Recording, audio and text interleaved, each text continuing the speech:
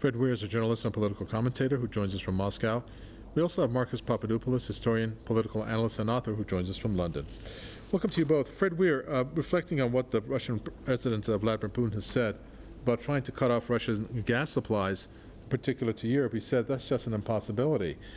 Europe is grappling and facing a shortage of energy, in particular gas, of mammoth proportions.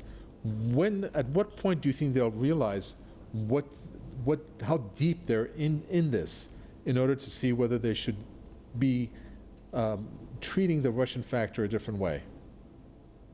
I don't know. It is a bad situation. It's a crisis of monumental proportions, and it is an outcome of the total economic warfare that's going on. I mean, Russia is accused, rightly, of weaponizing energy, but just about every other economic factor has been weaponized against Russia already, from financial to technology to even like mundane consumer goods imports. So Russia has been careful about this, but step by step they are making the point to Europe that Russian energy just isn't a thing to be taken for granted if you're throwing everything but the kitchen sink at Russia. So this is a problem, and I honestly don't know how bad it is for Europe. It is clear that an economic model existed, like say 15 years ago at its peak, in which Russia sold energy and other raw materials to Europe and bought back most of its consumer goods, most of its life level imports from Europe. Europe was far and away Russia's biggest trading partner. And it's clear now that Europe, especially Germany, built their economic prosperity on cheap Russian energy. Now all that has changed in the last 8 years. It's been changing, but now it's changing at an accelerated rate. I mean, catastrophically fast. And I guess we're going to find out in the coming winter just how bad it's going to get. Well, that's the whole thing, Marcus Papadopoulos, isn't it? The mere fact, the last sentence there that Fred Weir said, we're going to find out what's going to happen.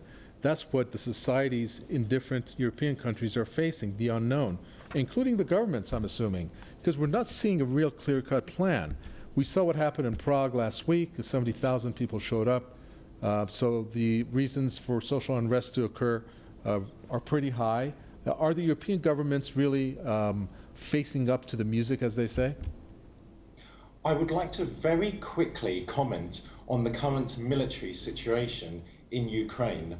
Unlike in the Kherson region, where the Ukrainian army simply and recklessly hurled men and armor at Russian positions, which brought about a horrendous defeat for the Ukrainians, in the Kharkov region, the Ukrainian army has thus far carried out a very successful counter-offensive. But firstly, the Russian army carried out a tactical retreat. A tactical retreat is not the same as a retreat, and this tactical retreat incurred negligible losses for the Russians in terms of men and armor. Secondly, setbacks are an inevitability in war for all sides. The most important thing is how the army, which has incurred the setback, responds. Thirdly, the Ukrainian counter-offensive is another demonstration to the Kremlin that 190,000 Russian soldiers in Ukraine is simply not enough men to guard the vast area which the Russian army has conquered.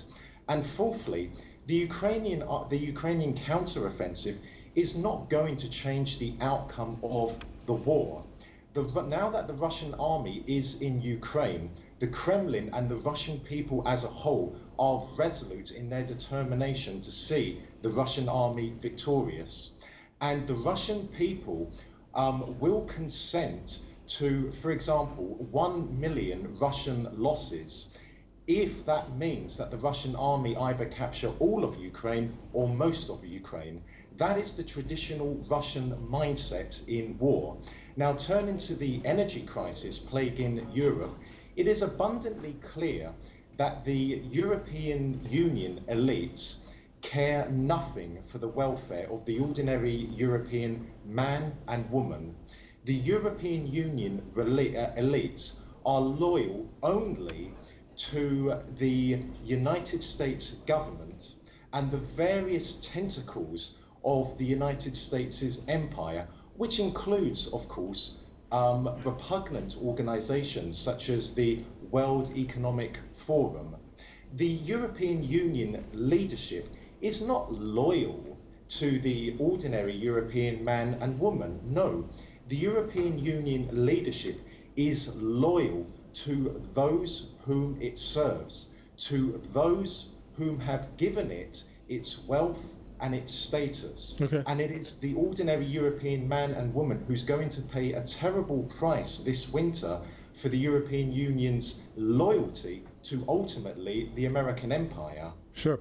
And finally, quickly, Fred Weir, one of the things that happened last week, of which it seems like it hit a snag for the time being anyways, is the fact that the G7 countries decided to put a cap on Russian oil prices, and there was 10 or 11 countries that said no way, and they opposed it, and it seems like they have put a hold on that. They're trying to figure out a way. Again, another way of trying to pressure Russia, and yet you can see that there's not real unanimity when it comes to all the European countries opposing Russia in that way. Are we looking at cracks within the European Union, maybe, as this being maybe one indication? I think that the whole sanctions policy is very badly thought out. I think the assumption at the beginning was we're going to really hit hard, we're going to smite them with everything we've got, and they'll crumble. There was a sense of that, and they did throw out enormous amount of sanctions, 11,000 different measures against Russia. It's the most severe barrage of sanctions ever, and it mostly hasn't worked. And that is the problem. Otherwise, I think most European countries would toe the line if the sanctions policy was successful and leaders were shown to have a coherent plan and carrying it out effectively. But nothing like that is the case. And some countries, like Hungary, has openly rebelled. Hungary has made its own separate deals for energy this winter from Russia. Other countries may break ranks and do the same thing. It's a matter of self-preservation, but it's also a measure of just how bad the leadership of the West is, I mean, in terms of handling any of this. Thank you so much for that. We appreciate it. That's Fred Weir, journalist and political commentator there from Moscow. Marcus Papadopoulos, thank you, historian, political analyst, and author. We appreciate your comments. And with that, we come to an end for this edition of the News Review. Thanks for tuning in.